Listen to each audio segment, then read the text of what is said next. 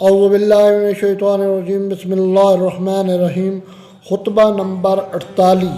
اللہ کے لیے حمد و ثنا ہے جب بھی رات آئے اور اندھیرا پھیلے، اور اللہ کے لیے تعریف و توصیف ہے جب بھی ستارہ نکلے اور ڈوبے، اور اس اللہ کے لیے مدح و ستائش ہے کہ جس کے انعامات کبھی ختم نہیں ہوتے اور جس کے احسانات کا بدلہ اتارا نہیں جا سکتا۔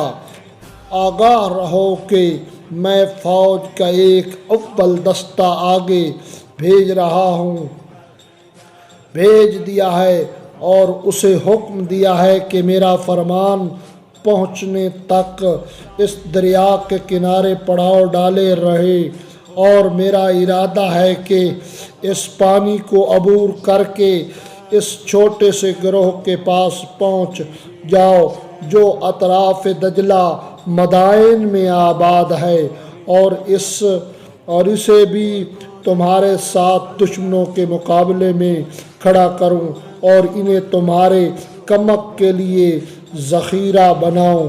علامہ رضی کہتے ہیں کہ امیر المومنین علی ابن ابی طالب علیہ السلام نے اس مقام پر ملتات سے وہ سمت مراد لی ہے جہاں انہیں ٹھہرنے کا حکم دیا تھا، اور وہ سمت کنارہ فرات ہے، اور ملتات کنارہ دریا کو کہا جاتا ہے، اگرچہ اس کے اصلی معنی ہموار زمین کے ہیں، اور نطفہ صاف اور شفاف پانی سے آپ کی مراد آب فرات ہے، اور یہ عجیب و غریب تعبیرات میں سے ہے۔